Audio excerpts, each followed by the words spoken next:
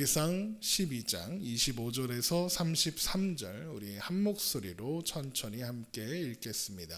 여로보암이 에브라임 산지에 세겜을 건축하고 거기서 살며 또 거기서 나가서 분우엘을 건축하고 그의 마음에 스스로 이르기를 나라가 이제 다윗의 집으로 돌아가리로다. 만일 이 백성이 예루살렘에 있는 여호와의 성전에 제사를 드리고자 하여 올라가면 이 백성의 마음이 유다 왕된 그들의 주 르호보암에게로 돌아가서 나를 죽이고 유다의 왕 르호보암에게로 돌아가리로다 하고 이에 계획하고 두 금송아지를 만들고 무리에게 말하기를 너희가 다시는 예루살렘에 올라갈 것이 없도다. 이스라엘아, 이는 너희를 애굽 땅에서 인도하여 올린 너희의 신들이라 하고 하나는 베델에 두고 하나는 단에 두었으니 이 일이 죄가 되었으니 이는 백성들이 단까지 가서 그 하나에게 경배함이더라. 그가 또 산당을 짓고 레위 자손 아닌 보통 백성으로 제사장을 삼고 여덟째 달 곧 그 달 15째 날로 절기를 정하여 유다의 절기와 비슷하게 하고 제단에 올라가되 베델에서 그와 같이 행하여 그가 만든 송아지에게 제사를 드렸으며 그가 지은 산당의 제사장을 베델에서 세웠더라. 그가 자기 마음대로 정한 달 곧 여덟째 달 15째 날로 이스라엘 자손을 위하여 절기로 정하고 베델에 쌓은 제단에 올라가서 분향하였더라. 아멘.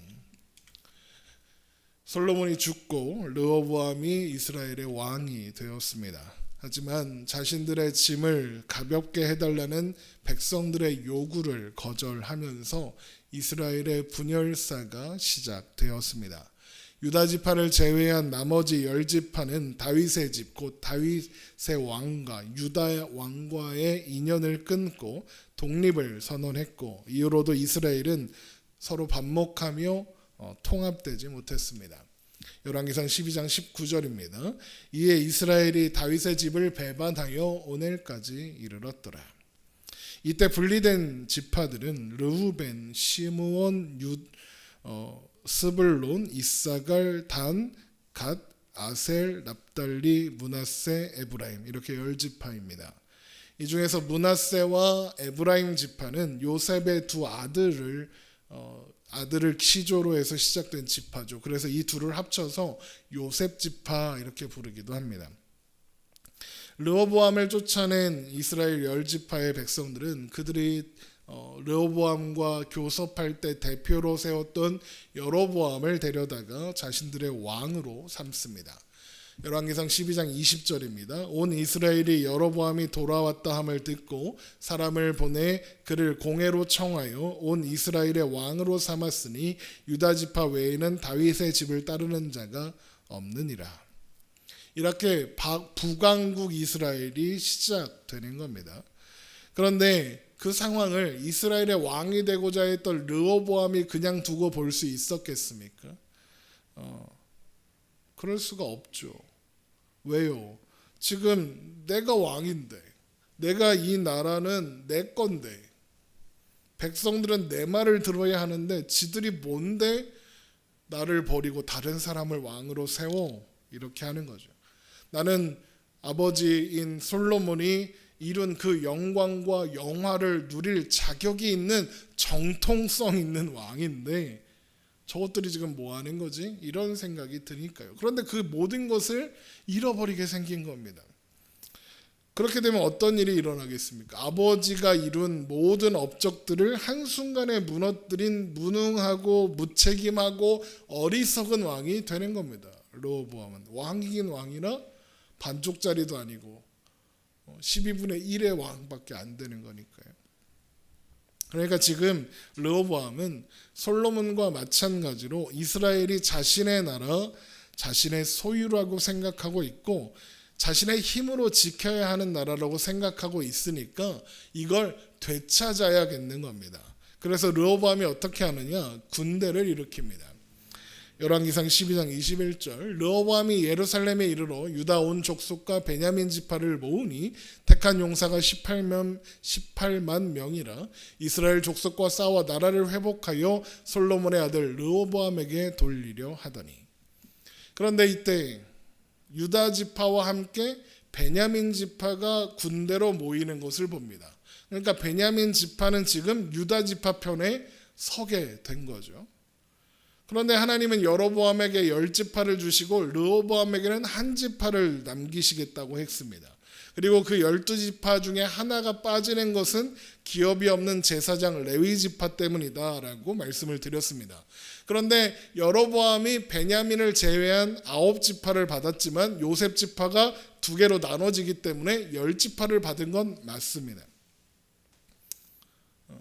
그래서 르호보암이 그런데 하나님께서 1지파를 르호보암에게 주시겠다고 했으니 그게 베냐민 지파가 아니냐라고 하는 학자들도 있습니다. 성경학자들 중에.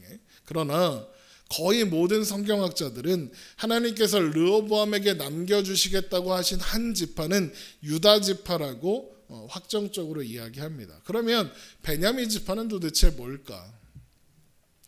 먼저 성경의 맥락으로 보면 베냐민 지파는 처음에는 여로보암 편에 섰던 게 맞는 것 같습니다. 왜냐하면 이런 말씀이 있기 때문이죠.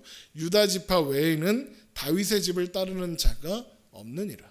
그러니까 베냐민 지파가 유다 지파는 아니잖아요. 그러니까 유다 지파만 지금 르호보암 편에 서 있는 겁니다. 그런데 그 바로 다음 절에 가서 베냐민 지파가 유다 지파와 함께 하는 겁니다. 그러니까 지금 상황을 생각해 보면 다른 지파들이 여로보암을 왕으로 세우는 와중에 베냐민 지파는 여로보암을 반대하고 르호보암에게로 갔다. 이렇게 이야기가 되는 겁니다. 그러면 다른 지파들은 다 등 돌리고 떠나는 마당에 베냐민 지파는 왜 다시 르호보암 편에 서기로 하는 걸까요? 사실 베냐민 지파와 유다 지파는 그렇게 사이가 좋은 사이가 아닙니다. 왜냐하면 베냐민 지파에 속한 사울 왕을 다윗이 밀어내고 왕이 된 그런 형국이었으니까요. 그래서 다윗이 압살롬의 반란을 피해서 도망갈 때 베냐민 지파 사람 시므이가 쫓아가면서 그 욕을 하면서 막 저주하는 거 아닙니까? 사무엘하 16장 7절입니다. 시므이가 저주하는 가운데 이와 같이 말하니라 피를 흘린 자여 사악한 자여 가거라 가거라 사울의 족속의 모든 피를 여호와께서 내게로 돌리셨도다. 그를 이어서 내가 왕이 되었으나 여호와께서 나라를 내 아들 압살롬의 손에 넘기셨도다. 보라 너는 피를 흘린 자이므로 화를 자초하였느니라 하는지라. 그러니까 시간이 흐르고 다윗과 솔로몬의 시대를 지내면서 나라가 부강해지고 어쩌고 했지만 베냐민 지파 입장에서는 유다 지파가 그렇게 썩 마음에 들고 호의적일 수는 없는 겁니다. 이런 상황이니 사실 베냐민 지파는 유다 지파를 제일 먼저 버릴 지파인 것 같습니다. 그런데 결국 베냐민 지파는 유다 지파를 선택하는 겁니다. 그러면 왜 베냐민 지파는 유다 지파 편에 서는 걸까? 그 이유는 여로보암이 왕이 되었기 때문입니다. 여로보암은 요셉 지파 중에 에브라임에 속한 왕입니다. 베냐민 지파가 어떤 지파입니까? 이스라엘의 첫 번째 왕 사울의 지파입니다. 비록 실패했지만 또한 사울과 요나단이 죽은 뒤에도 유다 지파를 제외한 나머지 모든 지파들을 다스린 것은 사울의 아들이었던 이스보셋이었습니다. 그러니까 베냐민 지파는 어쨌든 왕가였습니다. 사무엘하 2장 8절 사울의 군사령관 넬의 아들 아브넬이 이미 사울의 아들 이스보셋을 데리고 마하나임으로 건너가 길르앗과 아술과 이스라엘과 에브라임과 베냐민과 온 이스라엘의 왕으로 삼았더라. 그러니까 어쨌든 다윗 때까지 베냐민 지파는 왕의 지파였단 말입니다. 자, 그런데 그러면 베냐민 지파의 입장에서 이스라엘 족속들이 유다 지파를 버리고 다시 왕을 세운다면 그 왕은 어디서 나와야 됩니까? 베냐민 지파 입장에서 베냐민 지파에서 나와야 하는 겁니다. 그런데 엉뚱한 에브라임 지파에서 왕을 세우는 거죠. 그러니까 베냐민 지파의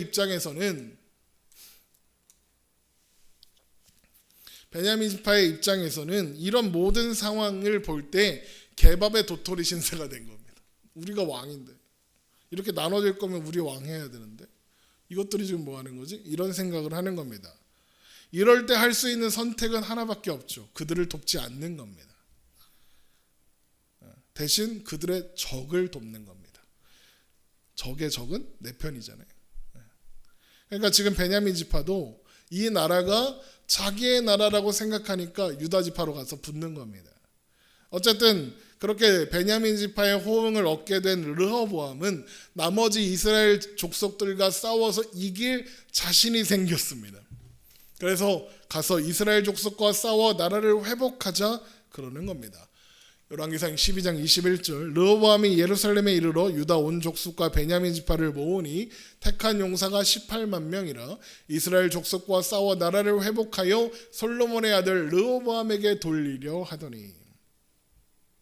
그러니까 가서 나라를 되찾자. 저 버릇없는 백성들 뚝까 잡았고 나라를 회복하자 이러고 있는 겁니다. 그런데 그 걸음을 누가 막아섰느냐? 하나님이 막아서십니다. 열왕기상 12장 22절 하나님의 말씀이 하나님의 사람 스마야에게 임하여 이르시되 솔로몬의 아들 유다 왕 르호보암과 유다와 베냐민 온 족속과 또 그 남은 백성에게 말하여 이르기를 여호와의 말씀이 너희는 올라가지 말라 너희 형제 이스라엘 자손과 싸우지 말고 각기 집으로 돌아가라 이 일이 나로 말미암아 난 것이라 하셨다 하라 하신지라 그들이 여호와의 말씀을 듣고 그 말씀을 따라 돌아갔더라. 여기에서 핵심은 이 일이 나로 말미암아 난 것이다입니다. 이스라엘이 이렇게 쪼개진 게 하나님의 뜻이다 그러는 겁니다. 그러니까 받아들이고 집으로 돌아가라 이렇게 하는 겁니다. 그러니까 어떻게 됩니까? 모였던 사람들이 흩어지죠. 그 말씀을 따라 돌아갑니다. 얘들 왜 갑자기 흩어지는 걸까요? 르호보암이 갑자기 하나님의 말씀에 순종할 마음이 들어서 그러는 걸까요? 그럴 리가 없습니다. 르호보암은 돌아가고 싶지 않았을 겁니다. 끝까지 싸워서 나라를 되찾고 싶었겠죠. 그런데 선지자의 선포가 애써 모은 군대의 사기를 꺾고 싸울 명분을 없앴습니다. 그러면 이스라엘 백성들이 하나님의 말씀에 순종 잘하는 신실한 백성들이었냐? 그것도 아닙니다. 하나님이 그들은 경험으로 압니다. 무슨 경험으로 아느냐? 하나님이 하지 말라는 싸움을 해서 잘된 적이 없다는 걸 경험으로 압니다. 그러니까 가봤자 지겠구나. 그러니까 돌아가기로 하는 겁니다. 백성들이 돌아가는데 유다 지파, 베냐민 지파 용사들이 우리 안 싸울래요? 그리고 가는데 그거를 르호보암이 어떻게 막습니까? 솔로몬은 그래도 그 위엄과 영광이라도 있었지. 르호보암은 짚을 아무것도 없는데 혹 그거를 막으려고 하면 자기 편에 섰던 베냐민 지파도 등 돌리기 딱 좋습니다. 그러니까 지금 르호보암이 이걸 포기하고 들어가는 건 하나님의 말씀을 듣고 순종하여 그 말씀을 받아들였다 이런 뜻이 아니라 그럴 수밖에 없으니까 그렇게 하는 겁니다.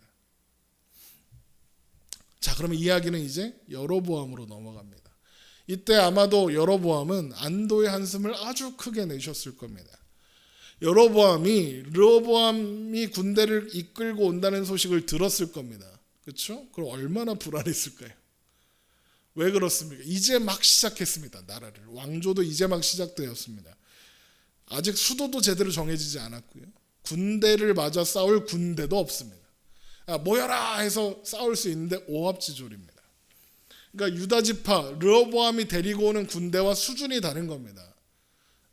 르호보암에게는 아버지 솔로몬에게 있던 병거 부대와 마병대가 다 있습니다. 그걸 끌고 오는데, 그러니까 이런 겁니다. 전차 부대랑 보병 부대랑 붙는 겁니다. 이게 이길 싸움이 아니거든요. 근데 스스로 돌아갔다는 소식이 돌아온 겁니다. 근데 여로보암 입장에서 얼마나 다행입니까? 그래서 이제 그때부터 여로보암은 나라의 기틀을 마련하기 시작합니다. 왜? 똑같은 일이 있으면 막아야 되니까. 제일 먼저 여로보암이 한 일은 세겜을 수도로 정하고 거기에 왕궁과 성읍을 건축하는 일이었습니다. 그런데 얼마 뒤에 분우엘로 수도를 또 옮깁니다. 열왕기상 12장 25절 여로보암이 에브라임 산지에 세겜을 건축하고 거기서 살며 또 거기서 나가서 분우엘을 건축하고, 분우엘은 우리가 브니엘이라고 알고 있는 바로 그곳입니다. 의미는 하나님의 얼굴이라는 뜻이죠. 그런데 분우엘로 갔으면 또 거기서 잘 이렇게 해야 되는데 얼마 안 있다가 디르사라는 곳으로 또 옮겨갑니다. 그러니까 수도 수준의 요새를 세 군데나 만든 겁니다. 자, 그러면 여로보암은 왜 이렇게 자꾸 수도를 옮기는 걸까요? 성을 계속 짓는 걸까요? 이유는 단순합니다. 불안하거든요. 백성들의 지지를 받아서 왕위에 오르기는 했지만 언제 그들의 손에 의해 끌어내려질지 모른다는 불안함이 있습니다. 그래서 수도를 자꾸 옮기면서 성을 견고하게 짓고 그리고 그 지역 사람들을 내 편으로 만들고 이걸 해야 했던 겁니다. 여러분, 그런데 지금 여로보암이 두려워하고 불안해할 이유가 있나요? 없습니다. 왜요? 여로보암을 왕으로 세운 것이 이스라엘 백성들이었습니까? 아니요, 하나님입니다. 하나님은 이렇게 약속하셨습니다. 열왕기상 11장 37절 내가 너를 취하리니 너는 내 마음에 원하는 대로 다스려 이스라엘 위에 왕이 되되 내가 만일 내가 명령한 모든 일에 순종하고 내 길로 행하며 내 눈에 합당한 일을 하며 내 종 다윗이 행함같이 내 율례와 명령을 지키면 내가 너와 함께 있어 내가 다윗을 위하여 세운 것 같이 너를 위하여 견고한 집을 세우고 이스라엘을 내게 주리라. 하나님이 약속하셨습니다. 하나님은 여로보암이 하나님의 말씀을 듣고 순종하는, 그러면서 백성들을 잘 다스리는 좋은 왕이 되면 그의 왕위가 다윗과 같이 될 것이다 라고 약속하셨습니다. 그러면 지금 여로보암이 뭘 하면 됩니까? 하나님의 약속을 믿고 의지하여 하나님이 기뻐하시는 좋은 왕이 되면 되는 겁니다. 하나님의 말씀에 순종하면 됩니다. 그러면 그의 왕위는 견고해질 것이고 비록 분열되었다 하더라도 나라는 굳건해질 겁니다. 불안해하거나 걱정할 필요가 없는 거죠. 그런데 여로보암은 불안합니다. 왜 불안할까요? 하나님의 약속이 있는데 하나님의 약속을 믿지 못하니까, 믿지 않으니까 불안한 겁니다. 하나님의 약속과 말씀을 신뢰하지 않기 때문에 걱정이 되는 겁니다. 그래서 자신의 지지 기반이 약하다는 그 두려움 때문에 이 도시 저 도시를 옮겨 다니며 수도를 삼고 요새를 만들고 하는 겁니다. 그런데 그 와중에 더 신경 쓰이는 것이 하나 있었습니다. 그게 뭐냐? 성전의 존재였습니다. 솔로몬이 성전을 지으면서 어떻게 합니까? 성전에 많은 의미를 부여했습니다. 성전이 거의 하나님이 됐어요. 성전에서 성전을 향해 기도하면 하나님 다 들어주시라고 솔로몬이 그렇게 백성들 앞에서 선포했습니다. 백성들은 그런 줄 알고 있습니다. 그런데 성전이 지금 어디 있습니까? 남유다 예루살렘에 있습니다. 그러면 북이스라엘 백성들도 성전을 가기 위해 예루살렘에 방문하려고 하지 않을까? 그럴 것 같다. 그러다 보면 르호보암에 대한 생각이 바뀔 수도 있는 거 아닌가? 그럼 나 죽이고 르호보암을 다시 왕으로 삼는 거 아닌가? 옛날에 이스보셋한테 그랬던 것처럼 이런 생각을 하는 겁니다.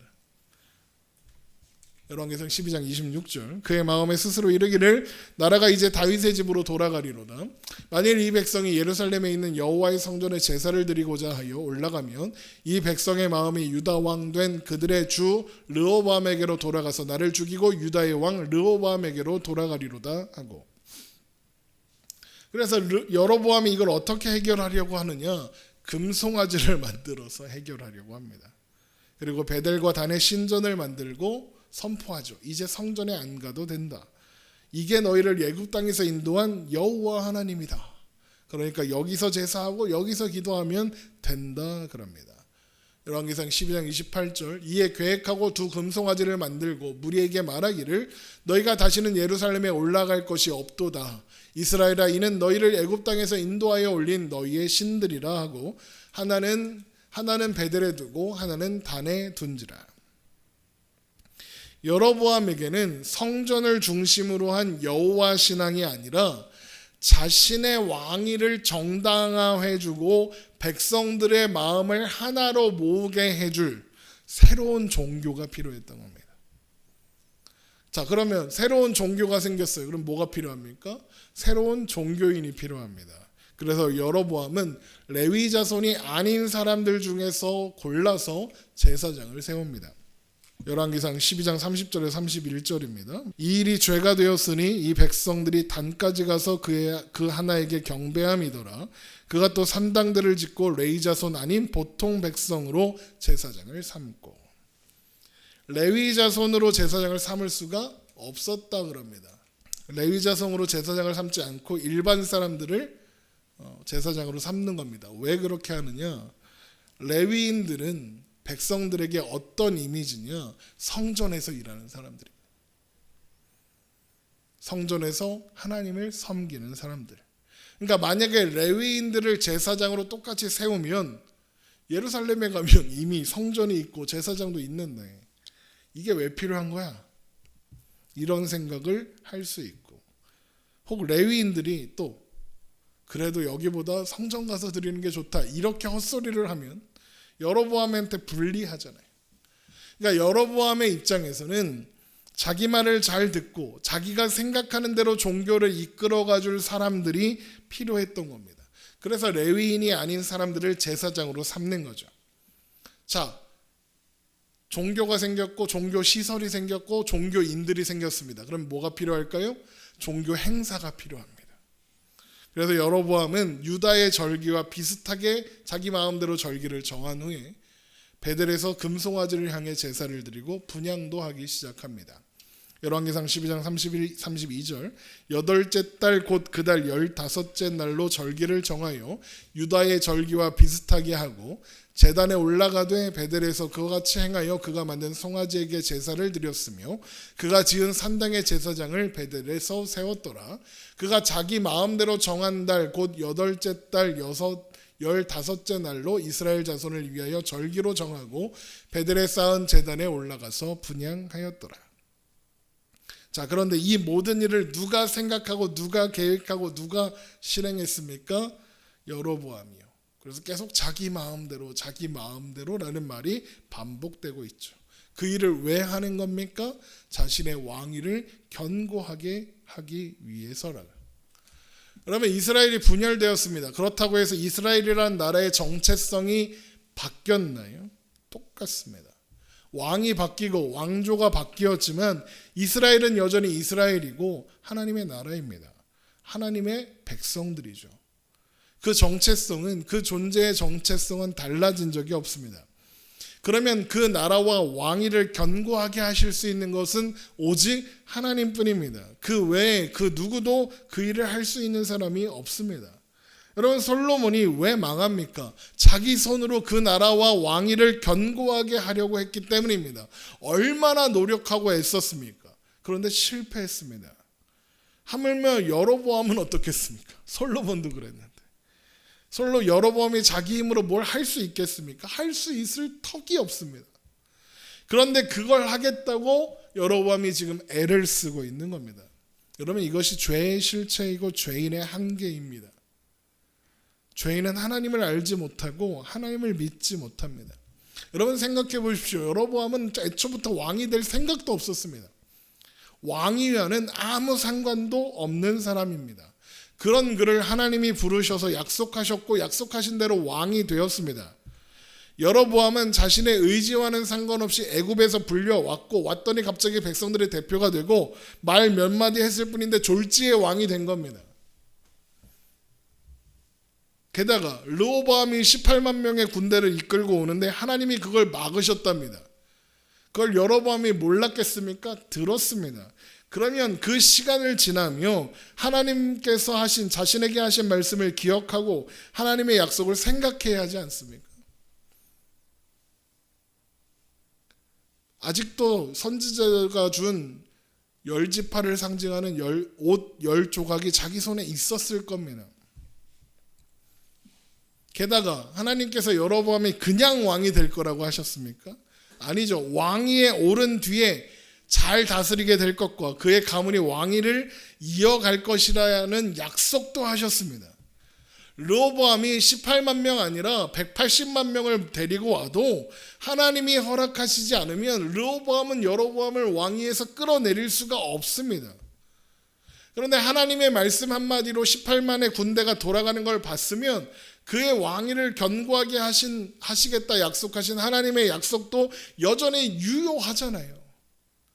그 누구도 여로보암을 왕위에서 끌어내릴 수 없습니다. 그렇다고 하나님이 보증하셨어요. 약속으로.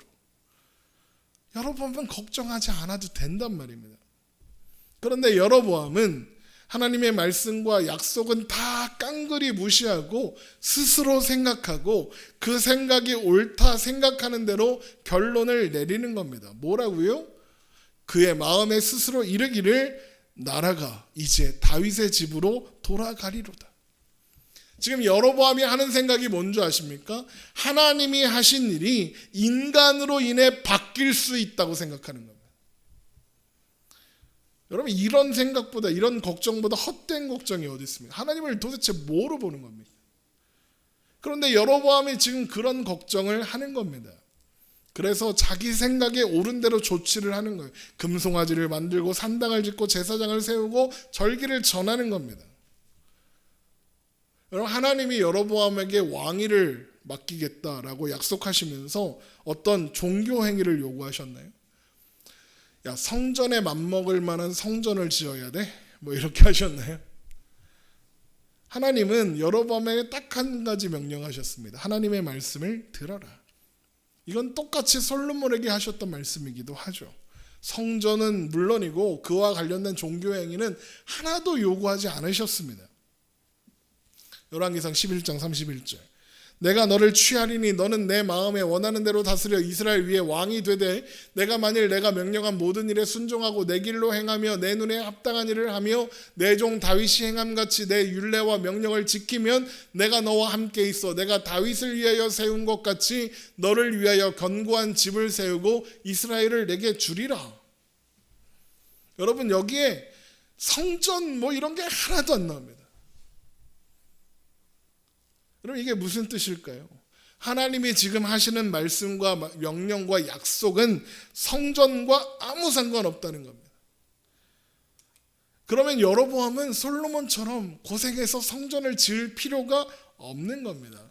그럼 백성들에게 야, 그래도 예루살렘 성전에 필적할 만한 성전을 우리가 짓자 그러면 그 백성들이 뭐라 그럴까요? 솔로몬 때 성전 짓냐고 아주 고생을 했는데 이놈이 뭐라 그래요? 너 죽을래? 이럴 거 아닙니까? 그러니까 안 하면 돼요. 하나님께서 애초에 여로보암에게 성전을 요구하지 않으셨어요. 여로보암에게도 하나님께서 하시는 약속에 성전은 없어요. 그런데 여로보암은 굳이 성전에서 행하는 일이 중요하고 성전이 중요하다고 생각해서 그걸 2개나 만드는 거예요. 신상을 2개 만들고 그래서 신전을 또 2군데 세우고 신전이니까 신전과 신상 관리한 제사장이 또 필요하고 제사장이 맨날 청소만 할 수는 없으니까 종교 행사를 또 만들고 하나님은 여로보암에게 어떻게 보면 자유를 주셨어요. 그런 거 매이지 않도록 종교 행위에 매이지 않도록 자유를 주셨어요. 안 해도 괜찮아요. 하나님의 말씀에 잘 순종만 하면 돼요. 그런데 스스로 성전에 그것도 2배로 매이기로 작정을 하는 겁니다. 그래서 열왕기서는 왕들이 무슨 잘못만 하면 맨날 뭐라 그러냐? 여로보암의 길로 행했다 그래요. 열왕기상 15장 34절. 바하사가 여호와 보시기에 악을 행하되 여로보암의 길로 행하며. 여로보암은 악의 대명사가 된 거예요. 또 열왕기상 16장에 이는 그가 여호와 보시기에 악을 행하여 범죄하였기 때문이라 그가 여로보암의 길로 행하며. 이렇게 돼 있죠. 또 열왕기상 22장 여호사밧 17 아합의 아들 아하시아가 왕이 됐는데 느밧의 아들 여로보암의 길로 행했다. 계속 여로보암이 소환되죠. 죄인의 대명사가 된 겁니다. 여러분, 그러면 여로보암이 특별히 아주 악하고 특별히 아주 교만한 그런 죄인인 걸까요? 아니요. 다윗은 뭐 다릅니까? 솔로몬은 뭐 다른가요? 성전을 대신할 산당 만드는 거랑 하나님이 짓지 말라는 성전 짓겠다는 건 뭐가 다릅니까? 똑같습니다. 다윗도 솔로몬도 여로보암도 지금 뭘 하고 있느냐? 보이지 않는 사람 하나님보다 보이는 건물이 중요한 겁니다. 보이지 않는 하나님보다 내 눈에 믿음직한 것을 의지하려는 마음이 지금 있는 겁니다. 솔로몬이 성전을 봉헌하면서 계속 뭐라고 합니까? 성전을 향하여 기도하거든 그러잖아요. 말씀하시는 하나님, 약속하시는 하나님, 언제나 동행하시며 은혜를 베푸시는 하나님은 없고 내가 만든 저거, 내가 행한 거, 그거를 더 하나님으로 생각하고 있는 거예요. 그럼 여로보암 때문에 이스라엘 백성들이 갑자기 우상을 섬기게 됐느냐? 아니요. 걔네들도 똑같아요. 열왕기상 12장 30절, 이 일이 죄가 되었으니 이는 백성들이 단까지 가서 그 하나에게 경배함이더라. 백성들이 망설이질 않아요. 그냥 금송아지 찾아서 단으로 갑니다. 망설이지 않아요. 고민도 없어요. 그냥 가요. 왜요? 백성들에게는 예루살렘 성전이나 베델과 단에 있다는 그 금송아지나 똑같으니까요. 그래서 레위 자손이 아닌 제사장들을 제사장으로 섬는데 그 제사장으로 부름받는 사람들이 거절을 안 하고 그냥 받아들이는 거예요. 아무도 레위 자손 말고 제사장 하면 안 되는데 라고 반론을 제기하는 사람이 없어요. 왜요? 뭐 제사장 그거 아무나 할 수 있는 거죠. 지들이나 나랑 뭐가 달라? 이렇게 생각하니까요. 예루살렘 성전의 제사장들이나 나나 뭐가 달라? 똑같지 뭐. 아무나 하는 거지 뭐. 왕도 우리가 만들었는데 신도 우리가 못 만들어? 이렇게 생각하는 겁니다. 그러니까 가서 하는 거예요. 여로보암이나 백성들이나 똑같은 거예요. 여로보암 때문에 백성들이 죄를 범하는 게 아니라 그냥 한 통속인 거예요. 여러분, 하나님께서 이스라엘을 아브라함 때부터 계속 부르셔서 하신 말씀은 하나입니다. 하나님이 누구신가? 하나님은 어떤 분인가? 그러면서 계속 말씀하시기를 하나님은 너희들이 알고 있는 신과는 다른 분이다라는 것을 계속 확인시켜 주셨어요. 그들이 알고 있는 신, 당시 아브라함 주변에 있던 여러 나라들의 신들은 어떤 존재냐? 인간과 거래하는 신이에요. 인간이 신을 위해서 무언가 해주면 거기에 응답하여 보답도 해주는, 그러다 인간이 마음에 들지 않는 행동을 하거나 자기 기분 나쁘면 외면하고 벌 주는, 그들이 알고 있는 신은 그런 방식으로 일합니다. 그런데 하나님은 그런 방식으로 일하지 않으십니다. 그렇게 하나님이 그런 분이라고 생각하고 있다면 하나님을 엄청나게 오해하고 있는 겁니다. 하나님은 그럴 만한 이유가 없는 사람을 부르십니다. 그럴 만한 행동을 하지 않았는데 사랑하십니다. 그리고 함께 하자고 하십니다. 하나님이 원하시는 건 종교 행위가 아니라 하나님의 말씀을 듣고 하나님의 약속을 신뢰하며 하나님과 함께 동행하는 겁니다. 그걸 가르치시려고 아브라함을 부르시고 인도하셨으며 이삭을 부르셔서 인도하셨고 야곱을 부르셔서 인도하셨고 이스라엘을 출애굽시켜서 가나안까지 데리고 오신 겁니다. 그게 이스라엘의 역사입니다. 하나님이 원하시는 건 그런 게 아니에요. 호세아 6장 6절, 나는 인애를 원하고 제사를 원하지 아니하며 번제보다 하나님 아는 것을 원하노라.